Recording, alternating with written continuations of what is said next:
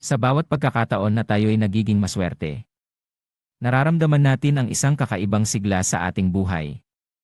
Ang swerte ay hindi lamang para sa mga matatanda, kundi para sa lahat ng edad at lahi. Kahit ikaw ay bata pa o matanda na, maaari kang maging maswerte. Ang swerte ay parang isang mahiwagang patakaran ng buhay. Ito ang nagbibigay sa atin ng mga oportunidad na hindi natin inaasahan. Ito ang nagdadala ng kasiyahan at tagumpay sa ating mga layunin. Hindi ito hadlang sa ating mga pangarap, kundi isa itong sandata upang abutin ang mga ito. Sa bawat araw, tayo'y binibigyan ng pagkakataon na maging maswerte.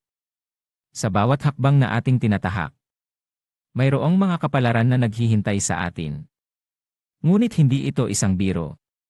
Kailangan nating maging handa at magtrabaho upang abutin ang ating mga pangarap. Ang swerte ay hindi lamang nangyayari sa atin, kundi ito rin ay nagmumula sa atin. Kailangan nating magkaroon ng positibong pananaw sa buhay at magtiwala sa ating sarili. Kailangan natin